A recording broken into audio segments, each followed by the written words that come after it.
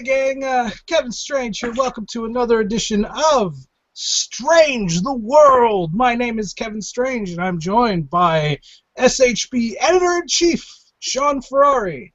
Hey! As well as our special guest for this evening, Strange House Books' newest editor and author of Tales of Questionable Taste and the upcoming Rich Fucks and Poor Bastards, John Bruni. Ladies and gentlemen, let's give it up for John Bruni again. Hello, Internet. Hi. John Bruni, before we get started with you, we have a few things I would like to get out of the way. I'm going to try to give this program a little bit of structure tonight. With the podcast with Fred Slow, let's give it up for Fred Slow, ladies and gentlemen. Oh, good old Fred Slow. Without Fred Slow, we wouldn't even be doing it. Not that we're doing this with him, but without Fred Slow, we wouldn't even be doing this right now. But maybe Miss we that would. guy. Actually, maybe we would. Maybe we would have saved a whole bunch of money and just did webcam shows instead of that fucking podcast. It's an awesome podcast, though. So check that out. It's what do we call that thing? Reading to Monsters. Reading to Monsters, jackass. You can find that on strangehousebooks.com and on iTunes, as well as Stitcher, I believe. And There's Katie. Katie Dearest, ladies and gentlemen. You can see her boobs on YouTube. Oh, yes, we did discuss that. Anyway, so, couple of things. Out now. This is the Psycho Spring 2014 from Strange House Books, gang. That means 3 brand new releases, 2 of which have already dropped. We have, let me see if I can do this justice. We have, for your viewing, reading pleasure, the very talented and totally slept on, nobody knows this girl exists, K.M. Teep has released her very first novel, Slaughtertown Circus. It's available now at strangehousebooks.com. This is supposed to... Here we go. Here we go.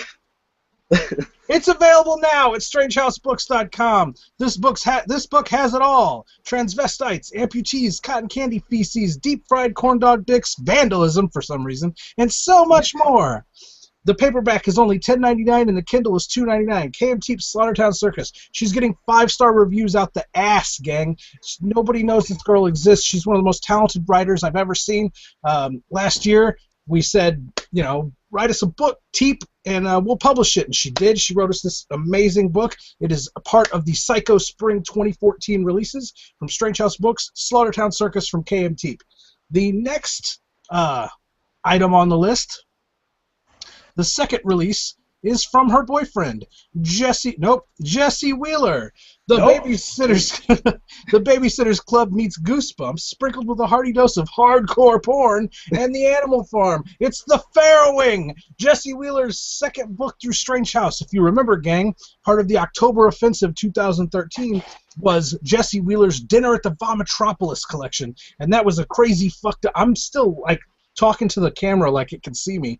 Like I don't have it pointed down here to this shit. But anyway, so that was one of our craziest collections we put out last year. It's got some amazing reviews. It's got, if you go check out the Amazon page for Dinner at the Vomitropolis, it's got amazing 1-star reviews from people that were just mortified by the content of this book. It's fantastic. Check this one out. It's his first full-length book, his first novel, The Farrowing. Paperback $10.49, Kindle $2.99. Available now at strangehousebooks.com. That's book number 2 in the Psycho Spring 2014 collection. The third book is being edited as we speak and should hit Amazon next week. It is the collection that you've all been waiting for from Kevin Strange, myself, and Danger Slater. It's our Stranger Danger double novella with my story, Computer Face, and Danger's story, Roadvolution. 2 apocalyptic novels, 2 totally different kinds of monsters trying to kill people. It's awesome. That should be available next week on Amazon. Check that out. And that's our Psycho Spring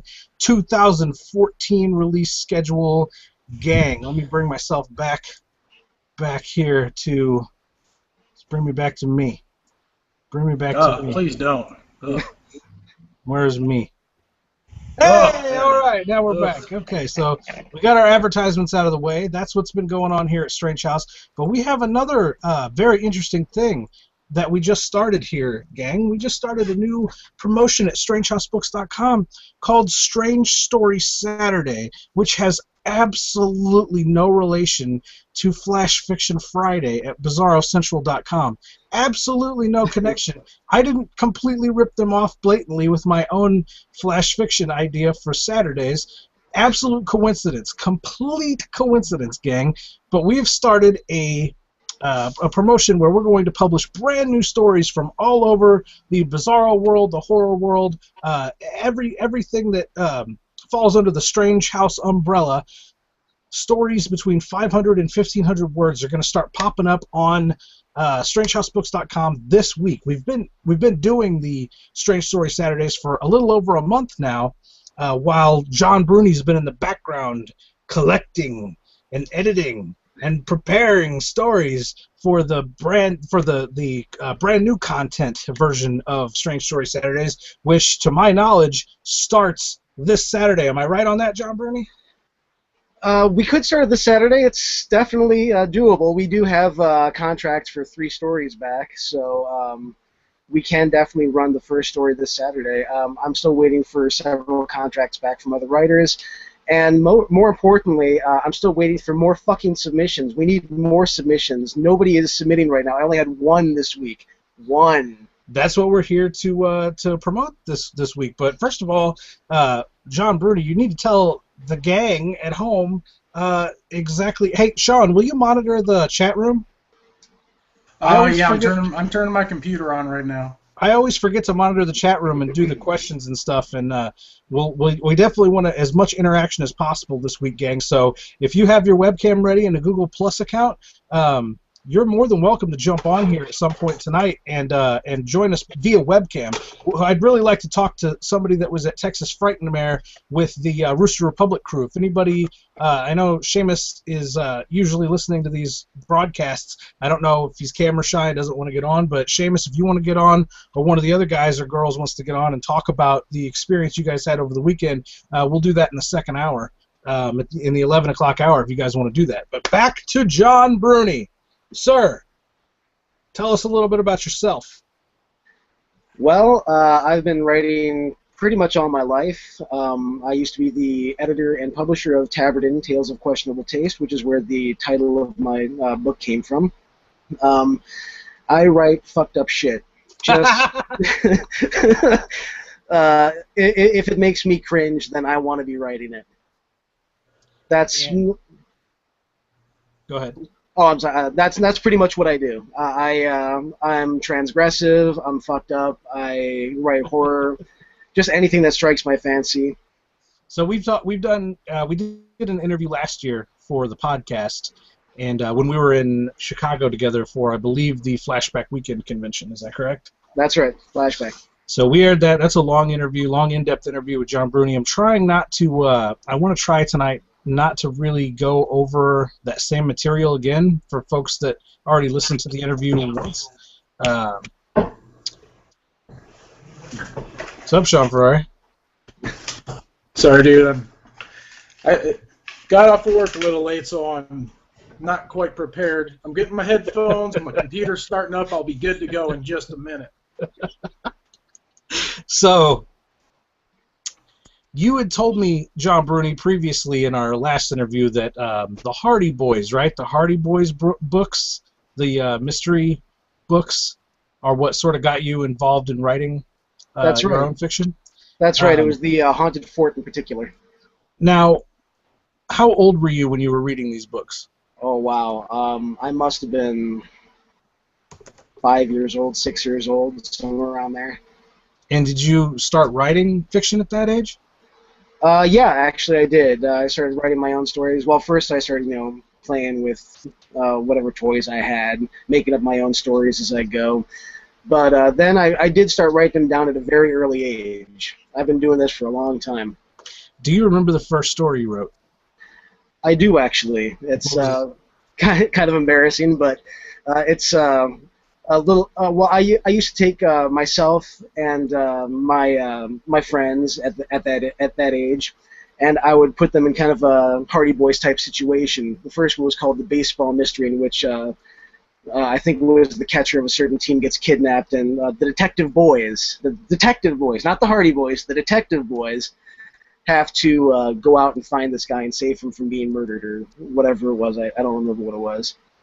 Was that a full length or was that a short story? It was, well, at the time I thought it was pretty full length myself, but no, it was really just a short piece. And were you writing that by hand in notebooks? Were you typing that out with a typewriter, or were you already using computers to write on? Oh no, I was writing them out by hand, and I was even drawing these awful covers for them. And what happened to these? Did these have an audience? Did your friends read them? Did your family read them? Or did you just write them and put them away? My friends and family both read them. They got a kick out of it. And since I was still clean, more or less, at that age, my parents liked it. Tell me you still have them so I can read them.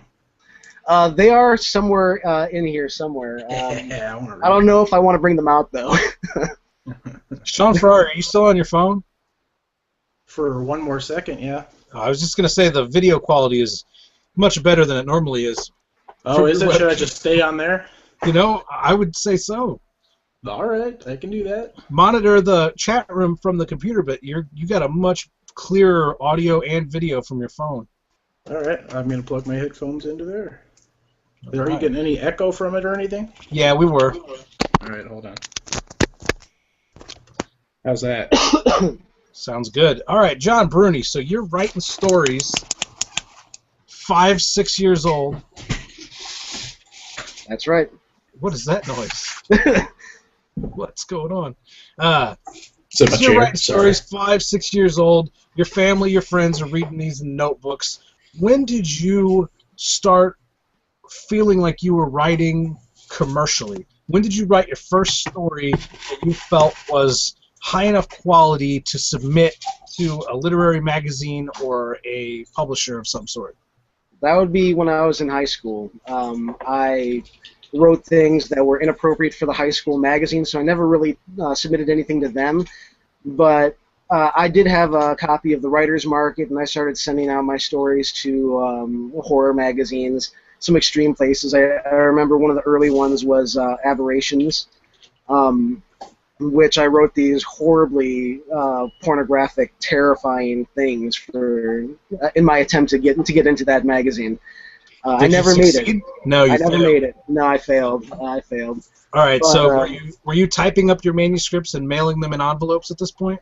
Yeah. By then, I got my first computer, which I actually managed to hold on to for 10 years. I used things until they absolutely don't work anymore. So that's actually one of 3 computers that I've owned.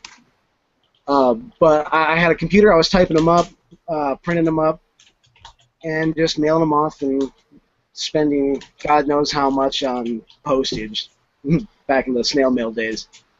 Now, what year roundabouts was it when you were in high school and you were sending these manuscripts out, if you don't mind me dating you by age? 92, 93, somewhere around there. 92, 93, John Bruni is sending out short stories, fucked up pornographic short stories to, was this magazine like a fetish magazine?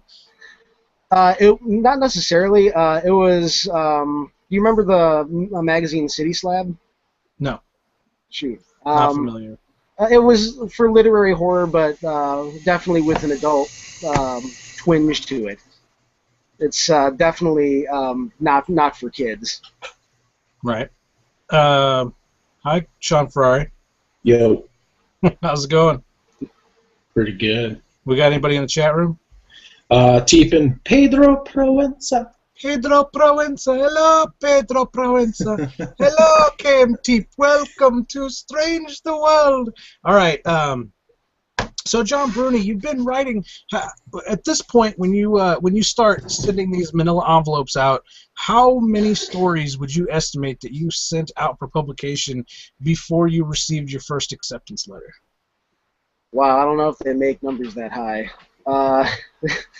It was quite a while. It was a long time before I finally got something out there that was accepted.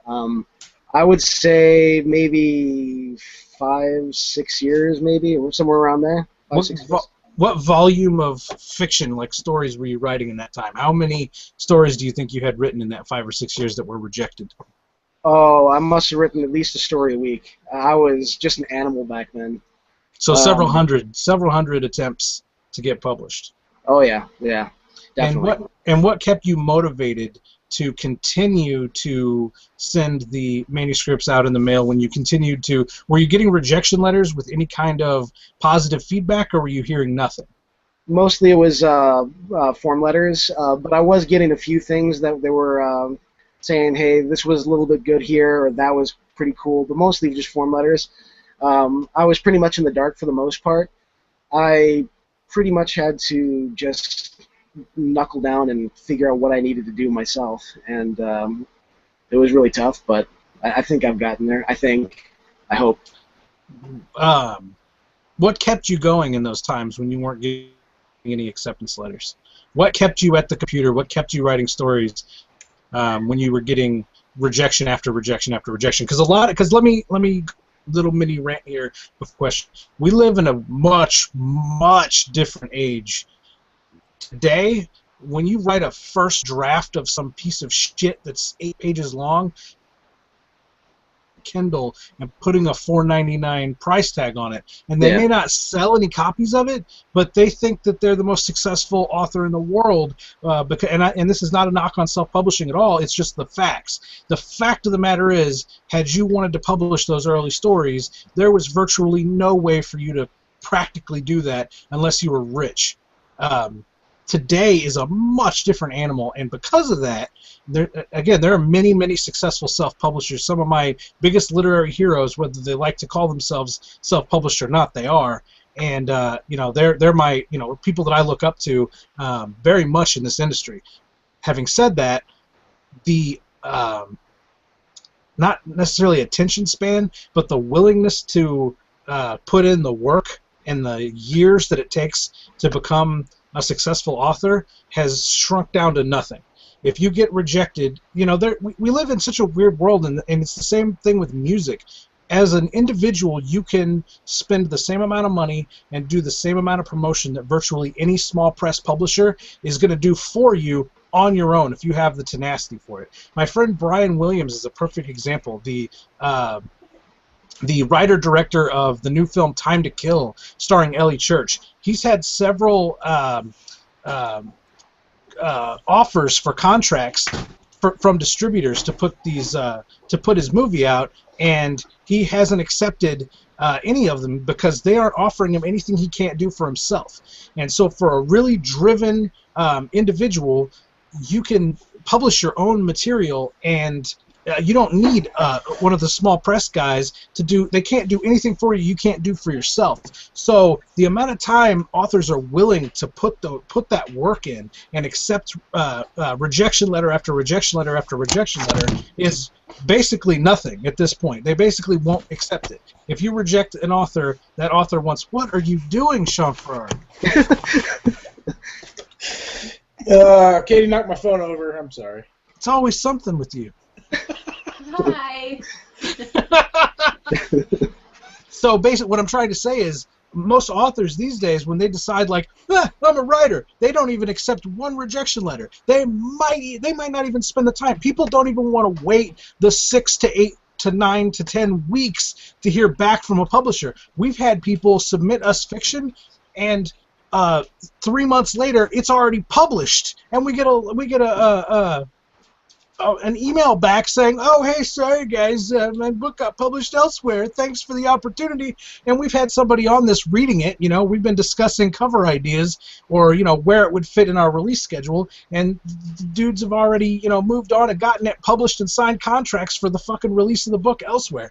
There is just no time between writing a piece of fiction and putting that piece of fiction in the world anymore. But back in the day when you were doing this, John Bruni, when you started, when you came up in the writing world, that was absolutely not the case. You had to be able to look yourself in the mirror after you got a particularly bad rejection letter and tell yourself, I still need to go back to the computer and write a new story. So I want to hear from your perspective how you sat back down at your word processor with the cursor blinking on a blank piece of white screen and continued to put words down? What kept you encouraged to do that when you were, in a time when you just kept, when it seemed like it was never going to happen?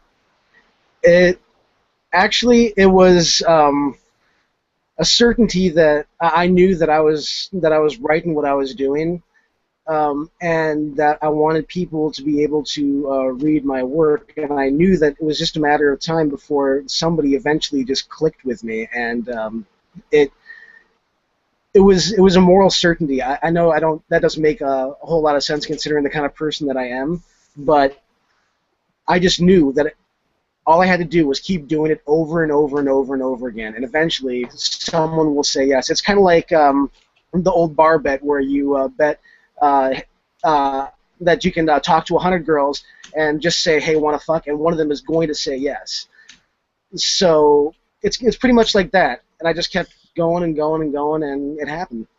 Now, did you develop this attitude on your own, or were you encouraged by friends or family? Did you have writer mentors that helped to guide you down this road, or was this all intuitive? It was intuitive. The thing is, nobody really helped me out. They just my parents encouraged me, but I think they were just sort of like, let the kid just do whatever he needs to do, And I mean, my friends got a kick out of my stories. They liked it. They laughed. They had some fun. But for the most part, that's not criticism that a writer needs. A writer needs someone to be tough with them. A writer needs just absolute. They need hard love, really. And I didn't get that. I had to make it on my own. All right, now you say that you had this moral certainty that you were going to succeed as a writer, and you developed this tenacity to continue to just pump out story after story after story in the face of rejection. But I want to know, was there ever a moment before your first acceptance letter, in all these years of writing, was there ever a time or multiple times when you said, fuck this, I can't do it. I can't do it. I'm going to fail. I failed. I'm going to do something else. This is not for me. Was there ever a moment when that happened to you? I've gone through several periods where I'll say, well, if I don't get published by the age of 30, I'm just going to give up. These fucking guys, what are you doing? Trying to be slick about plugging my phone in because it's about to die. And T, I am not buying him one of those stupid little beach chairs. Just saying, it's not happening. Nope. Nobody even knows what Teep asked. I do, because we're watching the chat room. She said to get me. God damn it.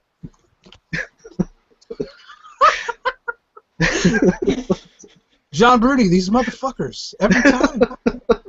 I can't do anything right.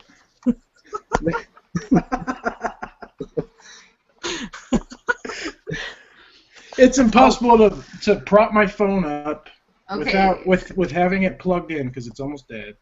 And if I try, it falls over. And if I hold it with my hands, it's gonna. What if we put the speaker to this side of it? Just put the fucking webcam on. Just put the fucking webcam on. Not like that. Give it here. I'll be back.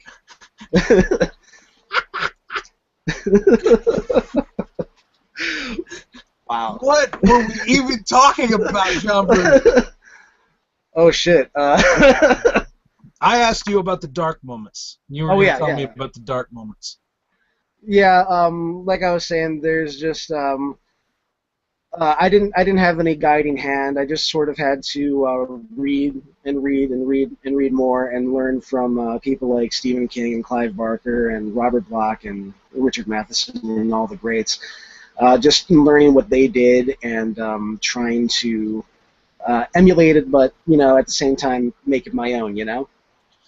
At the time, the internet was young, but there were still resources available. Were you finding interviews with these guys about the ideology of writing and the writer's mindset? Were you finding this stuff in magazines, in books, or on the internet, or all three? Actually, I didn't have a lot to do with the internet back then. I'm fairly new when it comes to the internet. But mostly, for the most part, I found interviews in magazines, and then there are the how to write the books like How to Write Horror and How to Write Science Fiction and things like that. where people like Lansdale and William F. Nolan and all those guys wrote about their perspective and how they write. And then, of course, later on there was Stephen King's On Writing. There was Richard Lehman's A Writer's Tale, things like that. You know, I read also wrote one as well. Before I ever decided to write fiction. Hey, here we go again. Hey, how's it going? Yo. All right. Sorry about that, guys. Headphones, anybody? I got, All right. Before I became a fiction writer, John Bruni, I had seen Stephen King's On Writing recommended on somewhere. I don't even remember where I found the recommendation, but I ended up buying the book, and I was writing hack movie screenplays. I've been writing hack movie screenplays for years, and I had never written a piece of fiction before in my life. And I read On Writing and was so baffled that I had never attempted to write fiction before, because everything that I was doing was backwards. Most guys write fiction, write short stories, eventually get their short stories published in magazines, move to novels, write novels, eventually get novels published, and then those authors' like final step, like the highest point that author can go, is generally they want to move on to screenplays and write movies.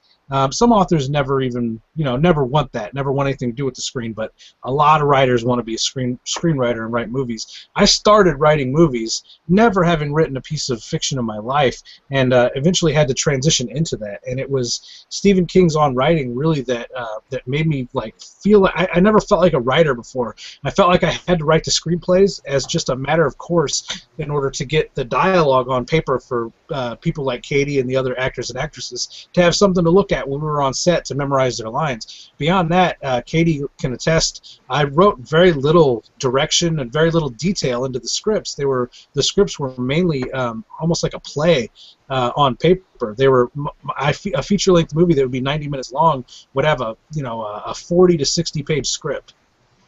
As actors and actresses, we got to even freestyle a lot of the time what we wanted to do with characters. If we had an idea, Kevin would be like, "That's fucking hilarious! Yeah, do that."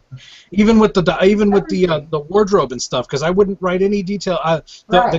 The characters all had emotional arcs and physical arcs. Like I knew how to write, so the characters would start off wanting one thing and eventually go through their character arc from beginning to end. But as far as the physical details of characters, I would almost always leave to the actors. Right. And one of the first we would get together, and one of the first cast meetings, I would let them dig through a bin of clothes and create the look of their character for the film right there, once the movie was already written. But anyway, that's just a hack movies rant. People are going to yell at me that I didn't let John Bruni talk about himself enough. So anyway, I did ask you though, how did you? I want to talk about the dark moments, because a lot of writers, especially now, the thing about self-publishing, the thing about having waiting no time in between sending something out to the world and waiting for it to be rejected, or just self-publishing it on Kindle. Like I said, sometimes just because you can do it doesn't mean anybody's going to read it. So a lot of authors go from, I'm a writer, fuck publishers, I'm going to do it myself, fuck this, I quit. It happens so fast because they don't get a chance to go through dark periods and really build a resolve and really build that tough outer shell that writers that just sit in the darkness for year after year and deal with rejection, they don't have that same hardness and toughness. John Bruni, you'll go to a fucking computer and type out some fucking story about shit and AIDS the day you die. I'm confident that the day you die, earlier in that day, you will have written something. And that's because about shit and AIDS or something entirely not about shit and AIDS. But the reason that I'm confident in this is because you've built your resolve over years and years. But I want to talk about those dark periods. I want to talk about what you did to overcome that, the overwhelming doubt that this was ever going to happen for you before you ever got published. Well, the thing is, the doubt didn't really set in for quite a while. It didn't really take hold until I would say maybe my senior year of high school, and that's when things got kind of rough. I for a long time I was actually a hermit. The thing about the dark times, is when it comes to writing itself, it's not really necessarily the writing of the process or anything like that that's really dark and gritty and ugly. It's the social consequences in one's own social life, you know? You cut yourself off, you start realizing, well, I have to go to school because there's education. I have to go to work because that's where I make my living. I have to do all these other things. Maybe I can cut out my social life because, you know, I want to do this writing thing. I want to make a living at this. And this is the only way that I can do that. And I spend a lot of time as a hermit because of that. And that was kind of dark. I mean, I got to become familiar with myself, I guess. There's a lot of introspection and something like that. But for the most part, that's really the big price to pay. Do you remember when you asked me we did a little promotion months back? You asked me you were doing the one question segment with authors. Yeah. And you asked me why I publish other authors when I started my own publishing house. And That's you right. remember that was very much a part of my answer was how I didn't realize how cut off from my friends and people that I cared about I would be when I sat down to write full-length pieces of fiction, just how many hours a day that would take up when I was used to, just like I said, cranking out like a little quick 40-page script of dialogue, and then it was hanging out with my friends, and then it was yelling at Katie and all my buddies on set. And Katie, because that's the only person you really yelled at was me all the time. But You wish. Watch the Dream Reaper DVD. no, you yelled at everyone. Yeah, I know. Yeah, and But it was a give you big. more reason than anybody else, though. Hey, Everybody else wanted it to be a big party. I was the guy there that was keeping it together, keeping it focused on the task at hand. But it still was, no matter how hard I tried to keep it from being a big social party and a big fucking jack-off club. It was I spent so much of my life standing in front of a group of 12 or 15 people giving speeches about, today, gang, we're going to shoot the gangbang.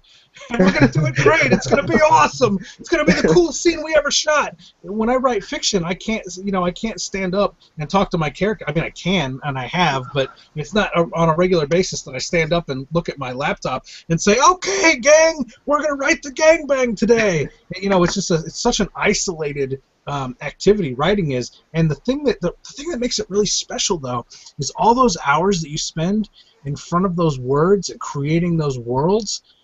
Writing and reading are solitary experiences. So when you sit down, when the audience for the hack movies sits down, the best audience for the hack movies are a party. Are people in a party atmosphere. So it was a party atmosphere where me and my friends got together in one big jerk-off club and fucking made these weird fucking movies. When they were viewed by the public, they weren't viewed usually by an isolated person. It was a party atmosphere. It was people having fun, partying, and watching these ridiculous, over-the-top movies being made. When you're writing a book, the reader very rarely has an audience around them. It's a very personal and solitary experience as well. So all that time that you spend and all that energy you put into the writing of the art, it gets absorbed in the same way. So it's a really cool experience when you get to talk to your fans, because as personal as that experience was for you to write, it's just as personal for your fan to read. Oh, that's definitely true. I find that is definitely true. It's always interesting actually getting to meet people who have read your own work, and it's interesting because you want to see if your intent got across, but then at the same time you also want to see what they thought, if they had a different interpretation of what you had in mind. And so far I have not come across that person who would have a different idea of what I did, but I'm still waiting for that day because I'm just curious as to how people just. I mean, don't get me wrong, that's a good thing because I'm doing my job as a writer and I'm communicating, and that's important. But I'm just kind of curious as to how other people would take, say, Monster Cock, for example. Yes. Tell us, John Bruni, about that day that you received your first acceptance letter. The first acceptance letter was for a gay porn that I wrote. Yes! Yeah. It was Tell us more. Bobby Yandel, private investigator.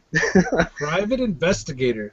Did you I- write this specifically for a gay fiction magazine? Yes, I did. I wrote it for actually a gay skin magazine Excellent. called Indulge for Men. It was written under the pen name Anthony Havisham. Excellent. Excellent. And so how did this correspondence take place? Did you email this story, or was this still manila envelope based? Still manila envelope, definitely. I sent it off. I got my exception letter, and oh my God, it was just because all right. So I've been writing all this fiction, just regular fiction, like my kind of stuff that I always wanted to see published and everything. But then at the same time, I started writing things that I thought maybe under pen names, of course, that maybe someone else would just buy because it's commercial or it's porn or whatever it is. So I finally write this gay porn, and I sent it off, and they accept it, and it felt kind of weird because, well, obviously I sold out, and that was kind of an awful feeling. But at the same time, I got $75 for it. So fantastic, John Bruni. Congratulations. Now, how long was this story? Was it 5 pages, 10 pages? Oh no, it was probably about 20 manuscript pages. Okay. Well, the funny thing is, okay, so was that around about 9,000, 10,000 words? Somewhere around there, yeah, I would say. Yeah, so I was happy about it. I couldn't tell my parents about it. They're waiting for the big day that I finally get something published, and I get something published, and I can't really tell them about it. But I tell my friends about it, and they all think it's hilarious. And I finally got a contributor's copy along with my check. So I'm looking through it, and you know how they have the pull quotes to get people interested in reading more of the story. Uh-huh. Well, and this is severely disappointing to me. I read this pull quote, and it was, I jerk my meat fast and hard, feeling guilty for being such a pig. And it was just such a beautiful thing. I wish I had written it. The editor threw that in. Wow. Oh, the editor put his own pull quote into the final copy. Yeah. That sucks. It was pretty funny. It was pretty funny. Do you still own this magazine? Yeah, I do. I still have a copy. You have it close to you? Yeah, let's see it. Whip it out. Magazine, not your dick out. I might be able to get. Hold on. Well, you can whip your dick out too, but. Well, I might. Kevin would like that. I'll be right back. Do we have any feedback or questions about this part of the conversation from the chat room, Sean Ferrari? Just Pedro Proenza saying that he has a great pen name. Pedro Proenza. Pedro Proenza. We need to make a Pedro Proenza song. We'll just make a little ditty with it. Pedro Proenza. Nah, it's Pedro Proenza. All right. Okay, All we're good. right. That's So, did the acceptance letters? First of all, did you use your, because now you're in this awkward situation where you've written this gay porn under a pen name, and now you're putting your resume out there with your manuscripts that you're sending out to other magazines. Are you tempted to put your gay porn on your resume as an accepted story, or did you leave that out from then on? I put it on. Credit's a credit, man. Fantastic. Did the acceptance letters come quicker after that, or was there a long period of time between your gay porn story and your next acceptance letter? Surprisingly, they started coming along mostly for stuff that just paid in contributors' copies. There were more porn sales. I got more money out of that. Happy to hear. The last one, in fact, I got another story published in that same magazine called Cocksmoke, which was a parody of Gunsmoke. Good. Good. I'm glad that Cocksmoke exists in the world, John. I'm glad you put it there. Thank you. So let's fast forward a little bit. You eventually, after getting published in these magazines and lots of gay smut, you You wrote a book, and I suspect that you were writing novel-length material this whole time during the short story era, or were you just concentrating on short fiction? I was writing novels as well, full-length stuff.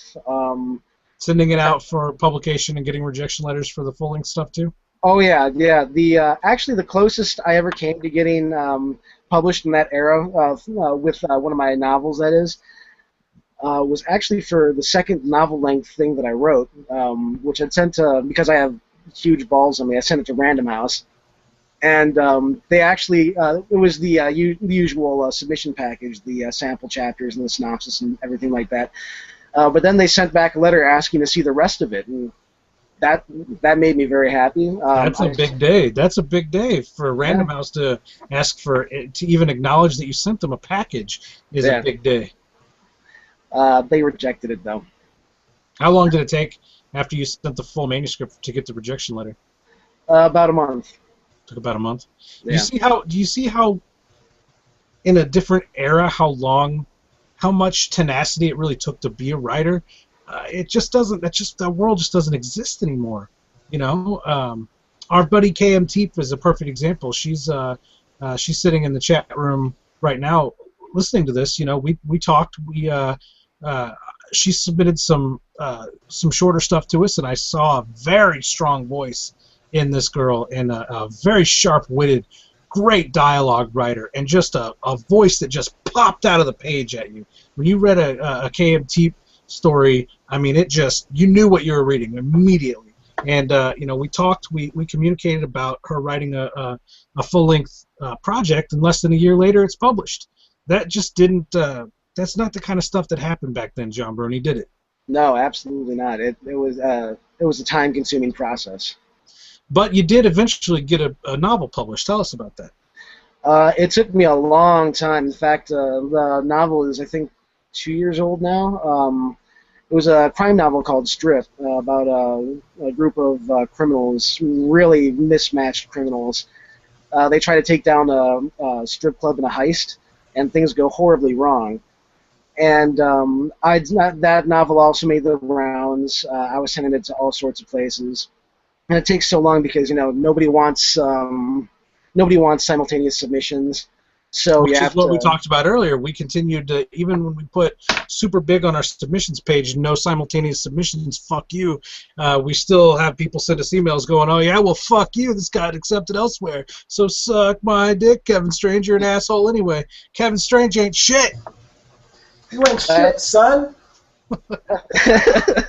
Kevin, every time you talk, I can't pay attention to you because all I see is a bunch of cat hair floating around all over. You know what? I own a cat. Get the fuck over it. He's a big fluffy ass cat. Rocking shitting like a motherfucker. It's just floating. He's a big fluffy ass cat, man. So Strip or Stripped? Strip. Strip is published. Who is Strip published through? Through Musa Publishing. How did this relationship come about? I just sent in, luckily it was one of those where you just send the whole manuscript through email. And I just sent that in, they read it, they loved it immediately, and the next thing I knew, we were editing the thing together. They made very few suggestions about edits, surprisingly. One of the things that kind of I found interesting about it, though, was the process. They have, you know how publishing houses have certain rules about how certain things look on the page, or certain spellings if something is archaic or from Britain or whatever the case may be. In this case, I always went with, you know, how in ejaculation you say you come. I always go classy, C-O-M-E, nice and classy. There's a lot of coming in this book, and the publishers. It's a hypersexed, ultra-violent book. Good. As well it should be, John Bruni. Indeed. So they actually sent the manuscript back to me with edits saying that they prefer to spell it C-U-M, as in the old-fashioned skin magazine, dark and gritty Smut. You know? Smut. Cum is smut. Yeah. C-U-M.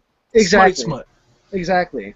And I always found that was kind of funny that they had to make me a little bit more sleazier for them. It was great. They had to smut you up. That's awesome. Yeah, That's always a good feeling. So, how many times had Strip been rejected before it was accepted by this publishing house? About 10 times, somewhere in that neighborhood, 10 times. Man, you got some balls of steel, John Bruni. Well, it's the only way to make it as a writer, really. You're right, absolutely right about that. So, so Strip is out, and are you happy with the result? I always ask everybody this: when you've had these expectations built up in your head for your whole life about what it was going to be like to finally have one of your books published, a book with your name on the cover. Did this end up being? Did this publication meet your expectations, exceed your expectations, or did it not meet your expectations? How did the experience of actually having a book published make you feel, John Bruni? Well, it's hard to say because my expectations were crushed early on in my career. I paid attention to a lot of what writers were saying and realized if I'm interested in getting rich, getting into writing is probably not a good idea.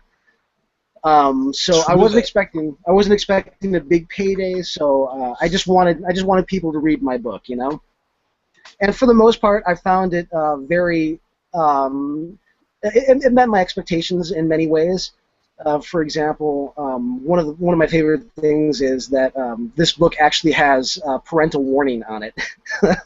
So people are just warned to, hey, if you have don't leave your Kindle around your kids if you have this book on there. That's awesome. So I've always wanted a parental advisory warning on one of my books, and I had that, and I was very happy with that. But the really difficult thing about it is, and I didn't really count on it, was marketing. Marketing is probably the hardest part about writing because, I mean, you can put yourself through all sorts of tortures to put whatever you need to put on the page, but if nobody reads it, then, I mean, it's nice that you've done it, but you want people to read it. That's why you're sending them out to publishers. You want people to read it. And marketing, I just didn't count on that. I had to teach myself how to do that through, social media and stuff like that. Well, that's one of the things that authors aren't prepared for in this new era.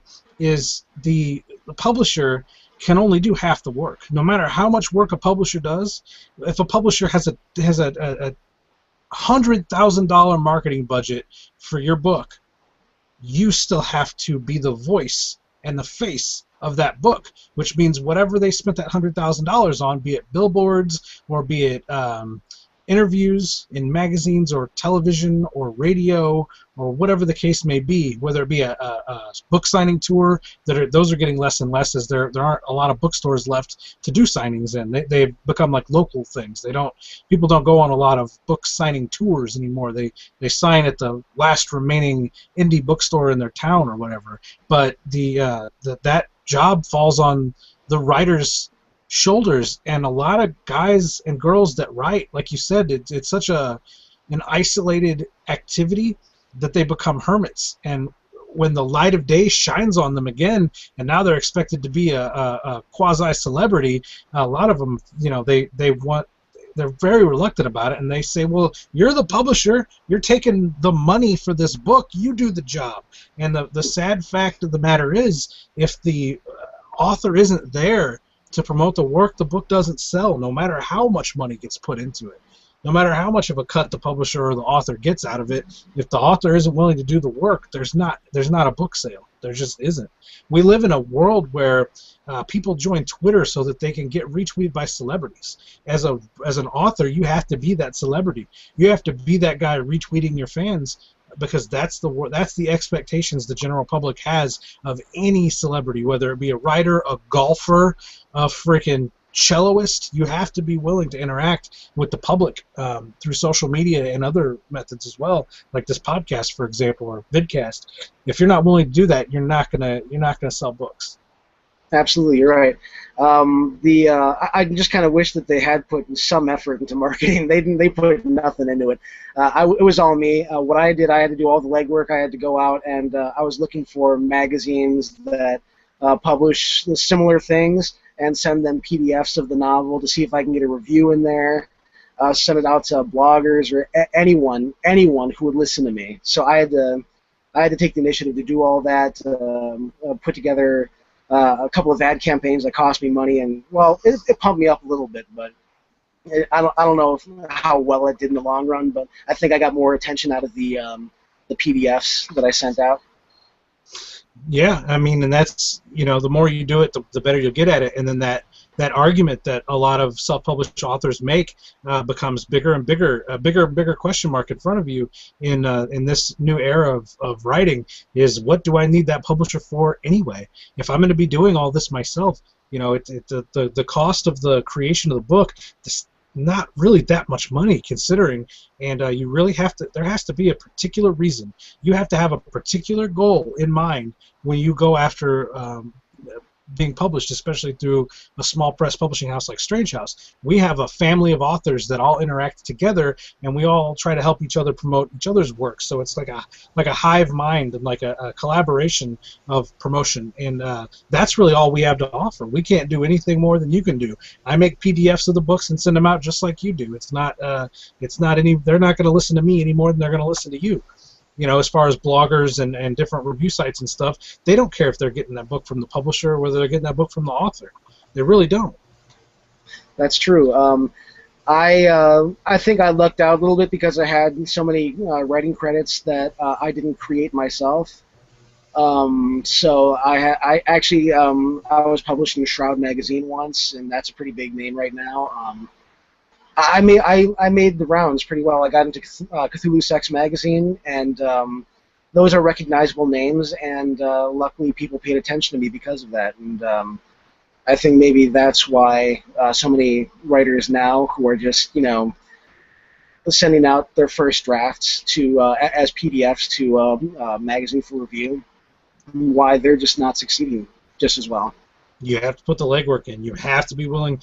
If you commit, and most authors don't actually make a mental commitment to it, but if you're only willing to put 12 or 24 months into your writing career, from the day you write your first short story till the day you quit, don't even bother. Don't even waste your time, because that's all it is a waste of time. You have to spend years and years and years building up your resume and taking those rejection hits and questioning whether you want to be an author or not, because the truth of the matter is the world doesn't need any more fucking authors. They don't need the world doesn't need your fucking book. There's enough books to read, and nobody reads them anyway. They're too busy watching Snooki on TV.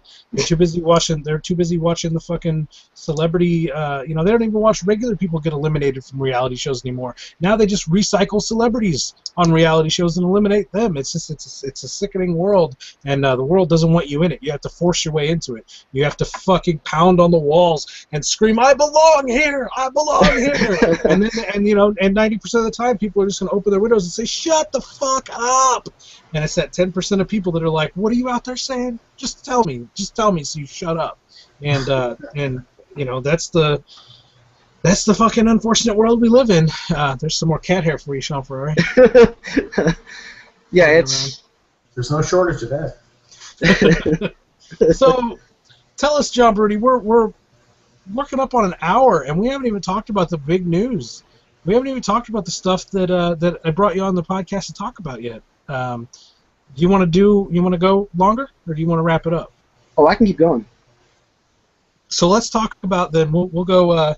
We'll take this one out. We're gonna let it fly, Sean Ferrari. We can do this a little bit. Teep wants to get on and ask a question too, and Pedro Proenza also has a question. So we'll get all to right. those. Well, let's go ahead and ask Pedro's question, then we'll bring Teep on. All right. Pedro's question is he wanted to ask about your writing routine. If you write daily or if you binge write on certain days, etc. I write every day. I do my best to get 2,000 words a day. Sometimes I fall short. Sometimes I do much better. But it's all. Every day I have to be sitting down writing something, whether it be writing longhand while I'm at work or on break or whatever, or if I'm at home just typing away. It's just I have to write. It's kind of like an addiction. If I don't write in a day, I start feeling kind of weird about it.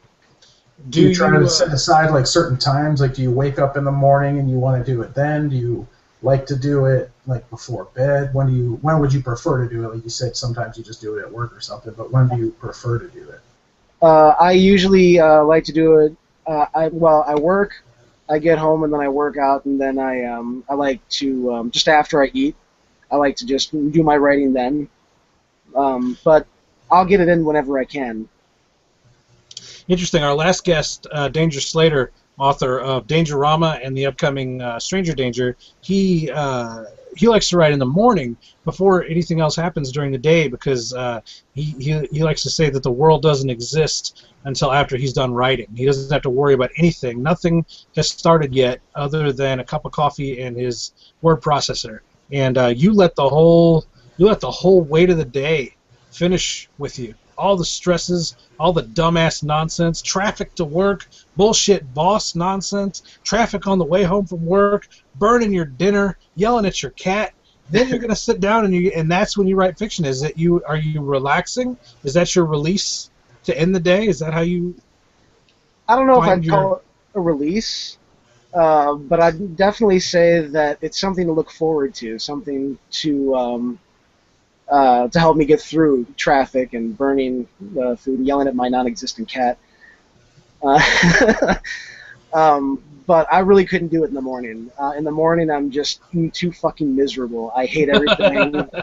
I am not a morning person. He is not a morning person. All right, so I had one other question to follow up Pedro's, and then we'll bring Teep on and let her ask her questions. Writing speed. You try to get 2,000 words in. I find that on particularly difficult days, I write about 500 words an hour. On really good days, I write about 1,000 words an hour. Where do you fall in that? Oh, wow. It's really hard to say. I mean, if I'm really on fire, I can get those 2,000 done in an hour. Wow. That's fast. If it's going pretty shitty, I might just get 1,000 in 2 hours. All right, let's go ahead and bring Teep on and see what she wants to talk about. You gotta send her the invite, pal. Oh, I have to do this. Sean, I was like, just wait on me. He's just sit back and bring on Teep. Wait now. Just sit back and let it happen. You gotta do it.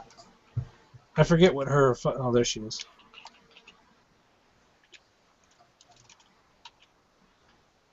I believe this is the right one. Bring her to me. Teepers, you're on. Strange the world. Come on in here. What's up, Teep Nation? Is that your show, Kevin? Yeah, sorry. What's up, Teep? I got nothing from you. I got no sound, no video. There she is. Yo. Yo. Welcome back to the show. It's KM great Teep. to be here. You were the very first guest. You were the inaugural guest for Strange the World, promoting your now released first novel, Slaughtertown Circus. Let's give it up for KMT, ladies and gentlemen. What did you want to talk to John about today? Is my mic working? Yeah, you're good. Okay, because I just got a thing that said that. That what? You're good. Maybe, kinda. You're good. You're fine. Cool. Okay. Great. Technology.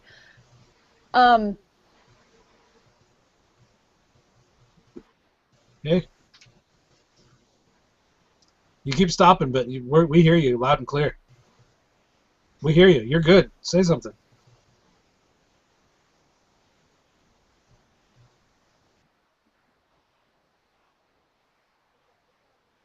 What's going on? I don't know. Nope.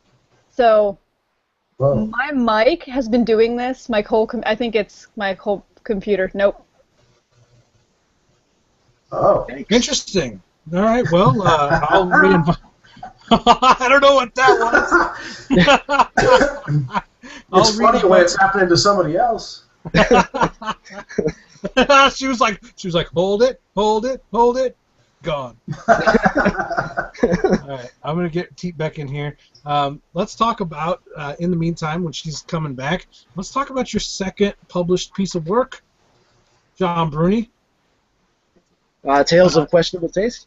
Yeah, your second published book, your collection of short stories. One day, I got a call from my then editor of the Zombie Brain Bang anthology, telling me that he had received a series of flash fiction pieces from a cat named John Bruni, who none of us had ever heard of, that were so good he wanted to put all of them into the book. And I told him, no, we're not going to put. It's not going to be It's not going to be this John Bruni character. The fucking John Bruni show, Zombie Bruni Bang. Why don't we pick the fucking best one, and then we'll see what happens with the rest of this shit. And this editor was going to offer you full price. We offer $20 for a contribution to our book, and a contributor copy, a paperback contributor copy, $20. The Kindle copy and a PDF copy all come in a package for our contributors when they submit to our anthologies. And this dude was going to pay you full price for all of these like 3-page stories. I was like, first of all, the word limit is like 5,000 to 8,000 words, and that's what we're paying $20 for. I'm not going to pay this dude $20 for a 900-word story. I'm not going to pay him 3 times. Who is this John Bruni character? And so we ended up getting back in contact with you and deciding on the one story we were going to pay for Zombie Brain Bang, with the option of exploring a possible collection of short fiction from you. And that had never happened before and has never happened since, that we received a series of short fiction from an author that we said, this is all so good, let's put together a collection for you. That was a one-time only thing, and that only ever happened with you. So walk us through the steps that you took to send us to. How did you find out about Strange House, and why did you submit to this particular anthology, and why the fuck did you send so much shit and make my job so complicated? Initially I heard about Zombie Brain Bang from my friends over at Forest Viewing.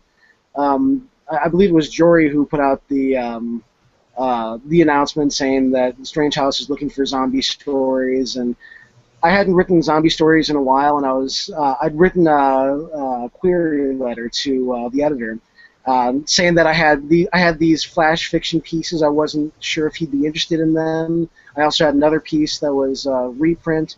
I didn't know if they might be interested, so I sent it to him, and he said, "Sure, just send them along, and I'll take a look at them." I'm gonna pay you for everything, John Bruni. Let's just.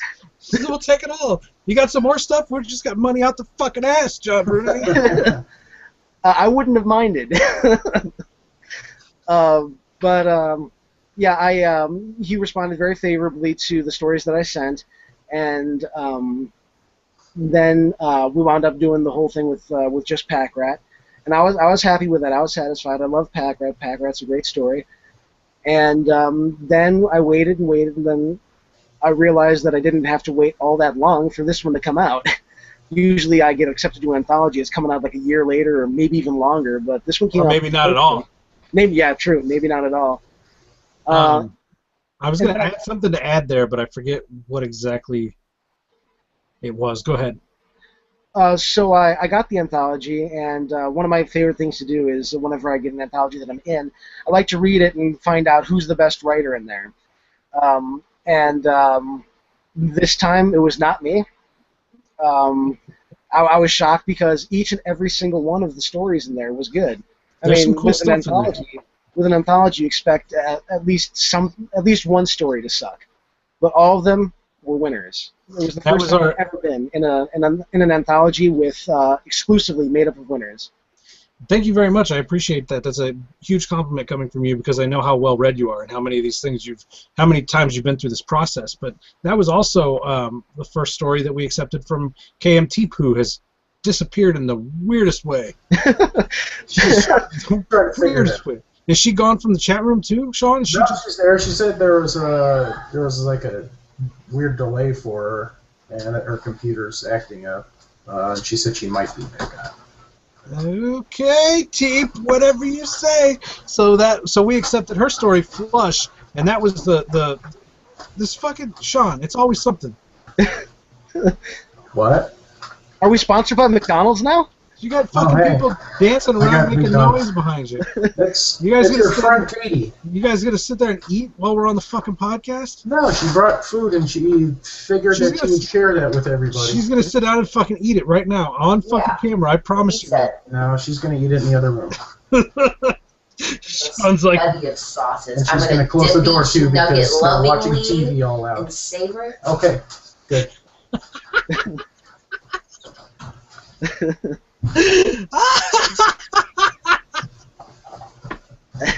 You should see us when we're all three in the same room together, John Bruni. When I go, hey, Cam Teep is back. Hey, there she is.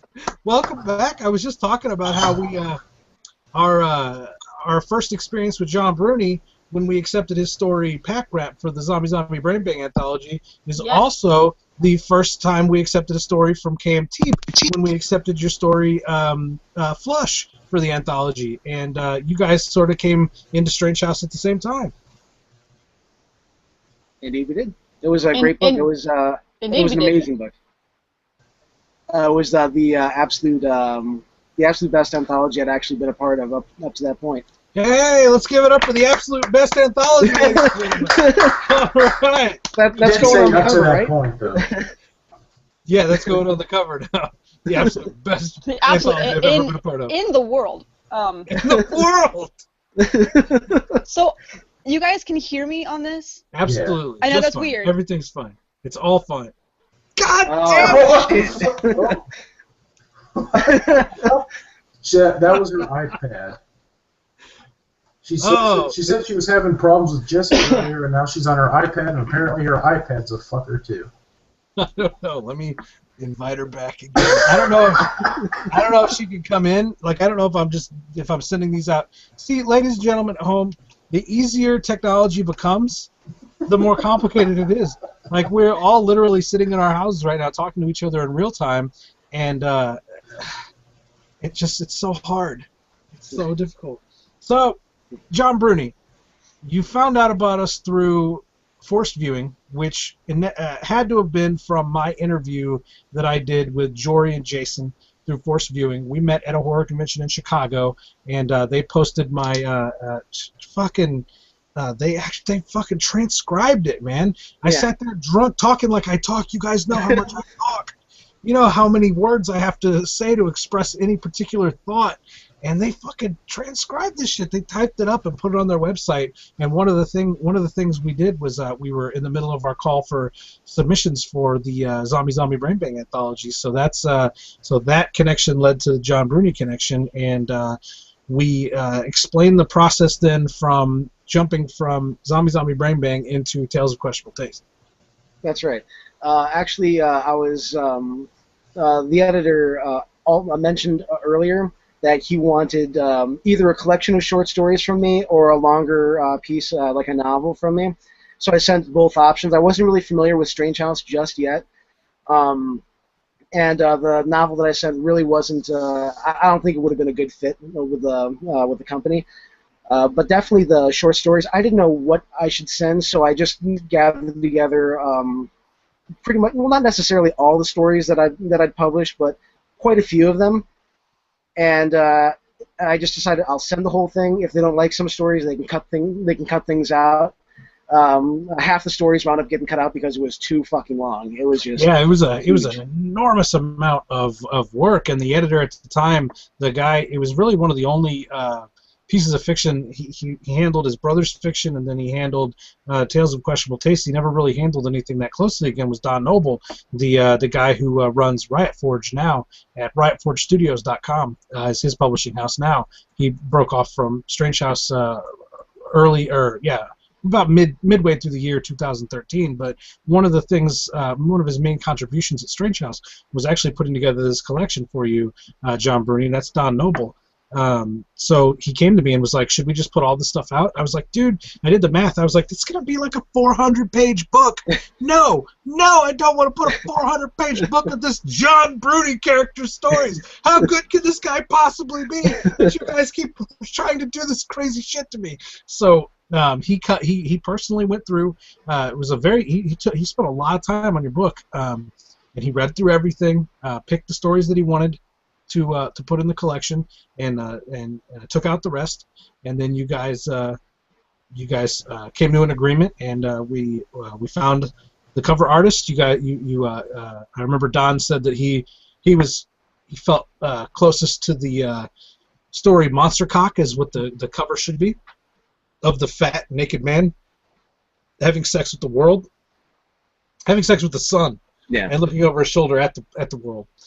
And we actually got Jesse Wheeler, KM Teep's boyfriend, and the author of The Farrowing that just came out during Psycho Spring 2014, folks, at strangehousebooks.com. Check out Slaughtertown Circus. Check out The Farrowing from Jesse Wheeler, who I'm talking about right now. And, of course, next week, I was saying next week, but Sean Ferrari literally just opened the project to start editing my novella Computer Face, and the second word number 2, word number 2 in the manuscript was fucked up. So it might take longer than a week, depending on how many other words after word number 2 was fucked up. Better to find out sooner than later, I guess. So, Jesse, we hired Jesse to do the cover art for Tales of Questionable Taste, and we put that fucker out for you. And I'm assuming, since we're still talking, we're having a chat here on the Strange World podcast, that the release lived up to your expectations. Oh, it certainly did. I loved the cover. Oh my god, if I could go back in time and tell the high school version of me that someday you're gonna have a book with your name on it that has a fat space dude fucking the sun, then a fat space dude fucking the sun. And that's exactly what it is. I'm gonna bring it up for folks at home that don't believe us. That don't believe that that's a thing that exists in the world. We're gonna Tales of syphilis. Tales of questionable taste. All right. I'm googling Tales of.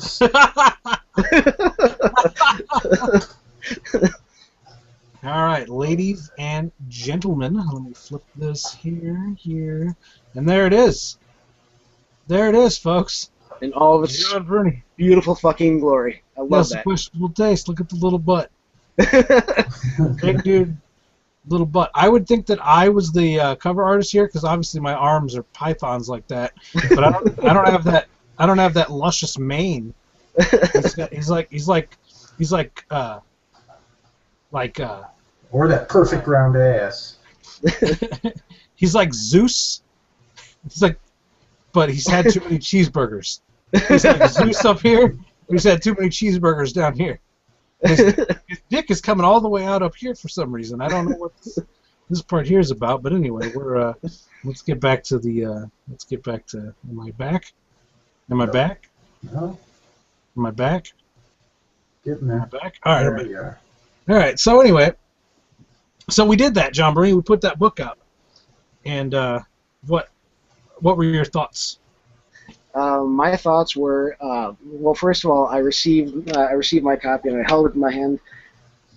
Actually, no, that's incorrect. The first time that I actually saw Tales of Questionable Taste, it was not my own copy yet. I was at, I think it was C2E2 here in Chicago, and one of my friends had actually pre-ordered it, and John Lennon, he pre-ordered it, and he brought it to the convention. He puts out this book called Product of Society, so he's been selling those at cons, but he brought that copy of the book with him so he could ask me to sign it, and I'm signing this copy of a book that I have. This is the first time I'm holding the book, and I'm signing this to my friend, and it's just fucking amazing.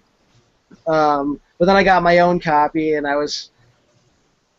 I did show it to my grandparents. I mean, I was just too proud. I was just too proud. Were they like, John, what the fuck are you doing? My grandfather laughed. My grandmother, she looked at it for a second, not really understanding what it was, and then and then turned it away. Johnny, this is smut. This is trash. But as long as it's not in a gay sex magazine, that's fine. You'd be like, yeah, right. Grandma, it's not. It's not. It's not. What did you call the Smoke? cock smoke? Yeah, Granny, it's not cock smoke. Actually, is cock. You know, you did you send cock smoke in the group of stories for Don to look at, or was that one I Cock don't Smoke think I left out? did. I left that one out, I think. Your next collection, let's make sure cock smoke gets in there. Right. So, time has gone on. We put that book out around this time last year, a little earlier, I think, last year, and so it's been a year.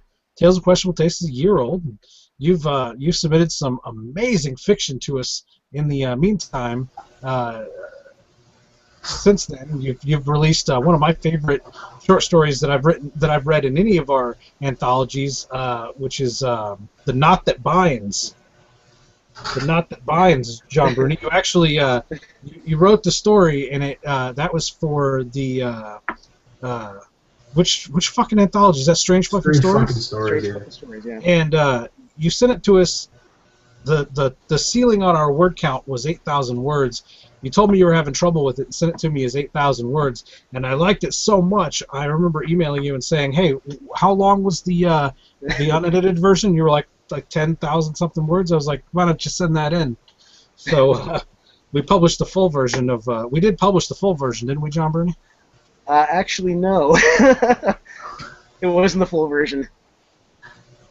Well. But that's okay. Okay, The full version was a little bit wordy, and I think I liked how much tighter it was. I learned a lot of really important editing lessons when I was trying to work that one down to 8,000.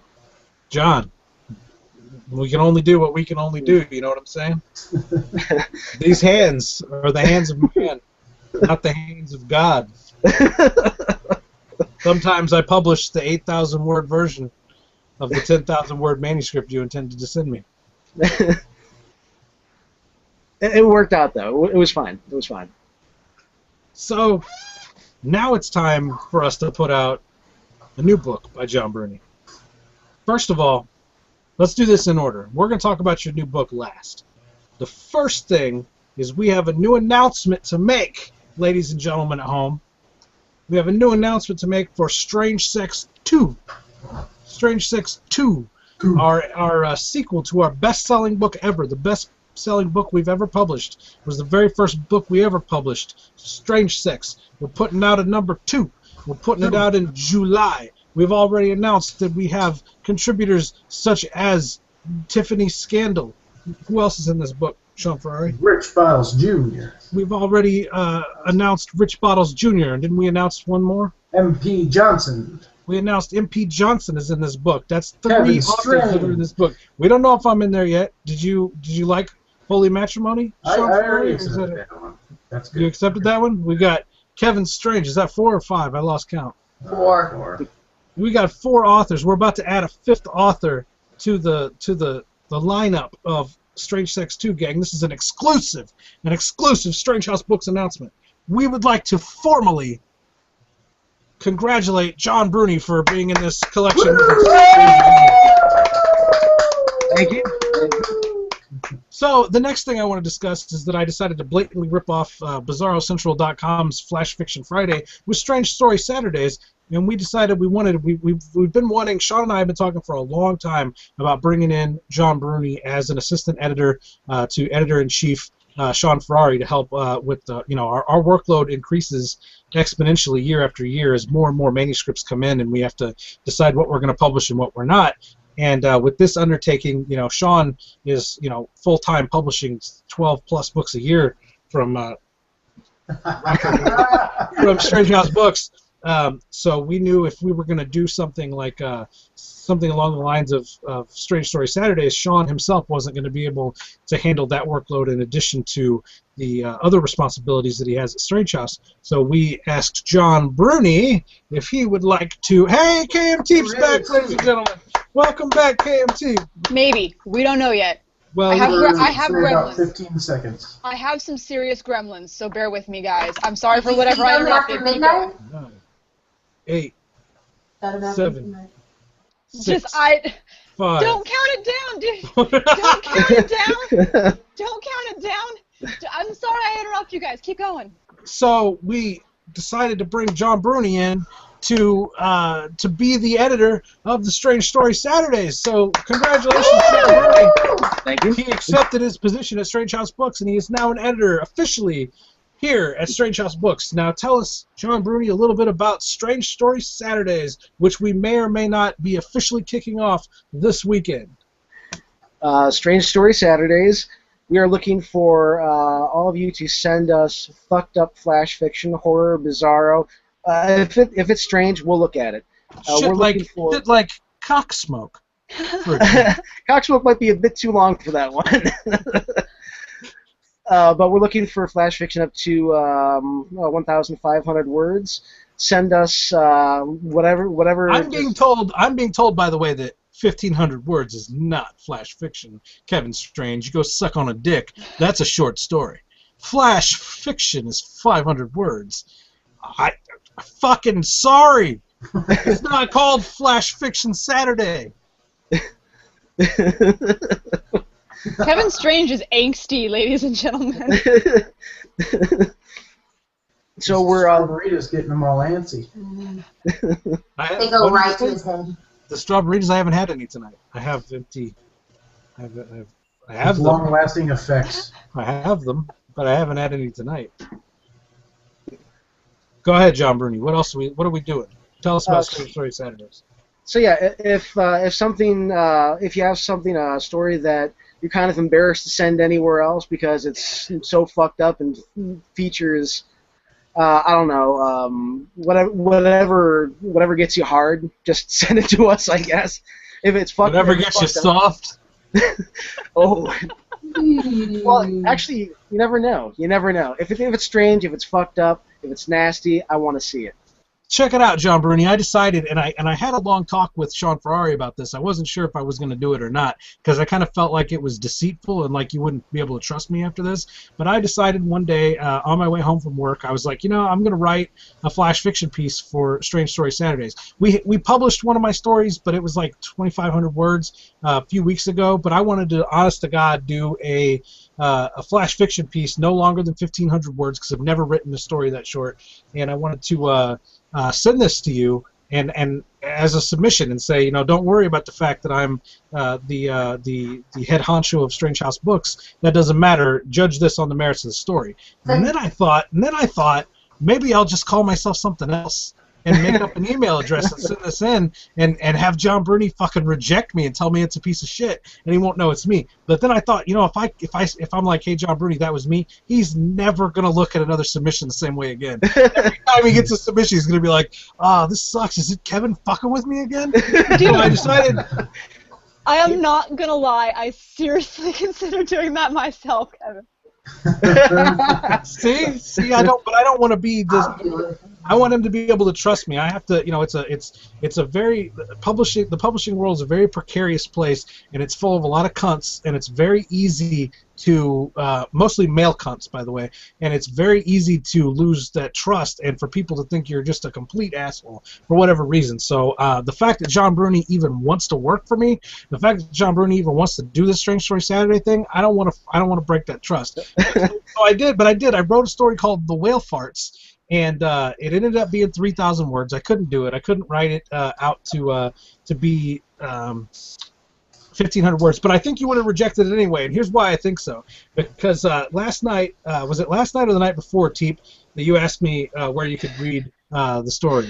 I'm pretty sure it was. I don't know. It was probably the night before. So she asked me, like, so what is this whale farts thing and where can I read it? So I'm like, well, here you go, you can read it right here, and I explained all this to her. And about 10 minutes later, she's like, cool concept, dude.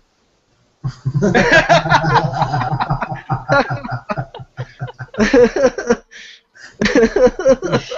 is a true story, I'm not going to lie, but Kevin, stop giving me that look, man. It's burning in my soul.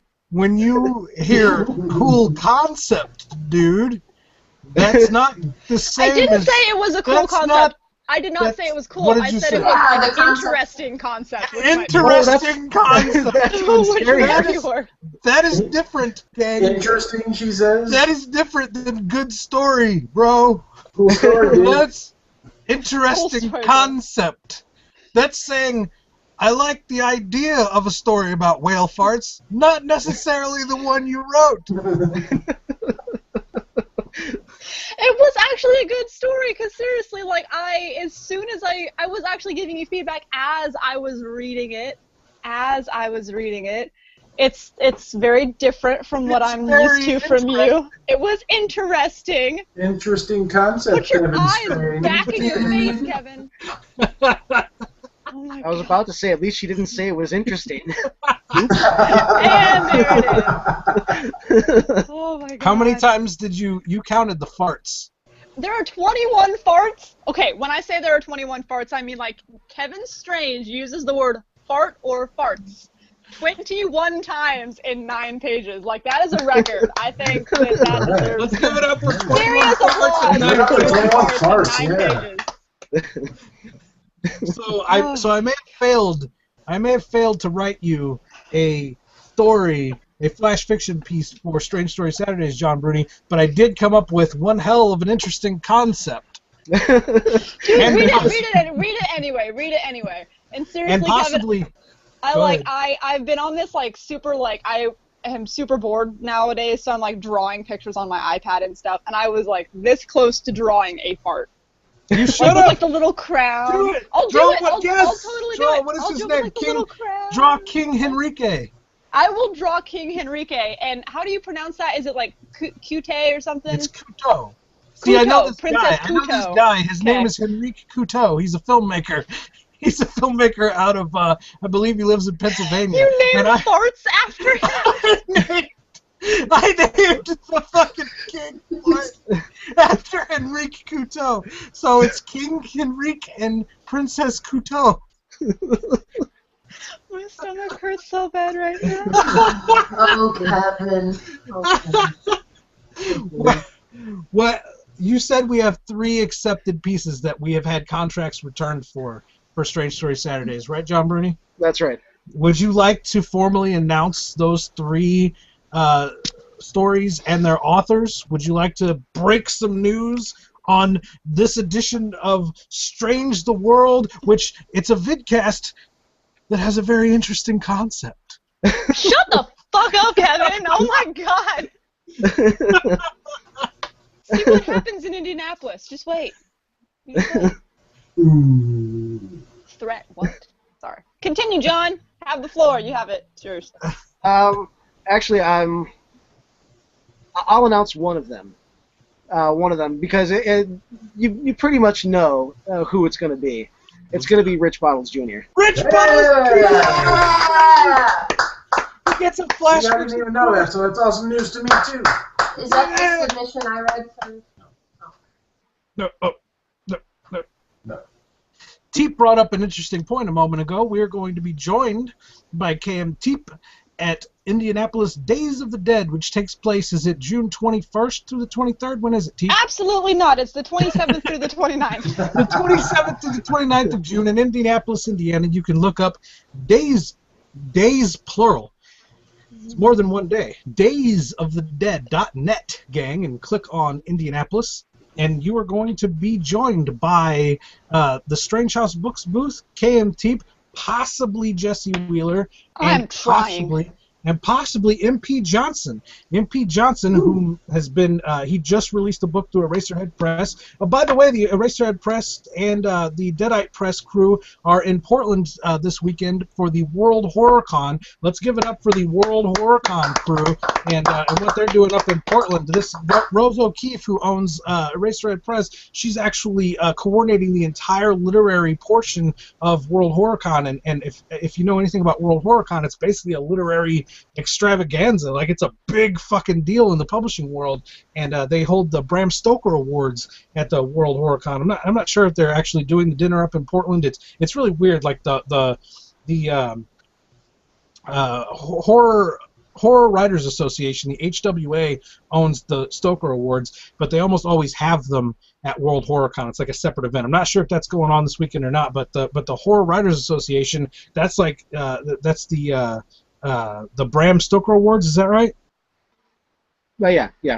Yeah, so they give out the Bram Stoker Award, which is basically the highest honor you can get as a horror author, and I believe I should have done the research if I was going to talk about this. I believe that's going on this weekend in Portland. So congratulations to those guys, everybody there. We've lost everybody on our. We lost Sean and Katie. But anyway, MP Johnson just published a book called Dungeons and Drag Queens through Racer Red Press. You can find that now on Amazon. And he's also been in a couple of our anthologies.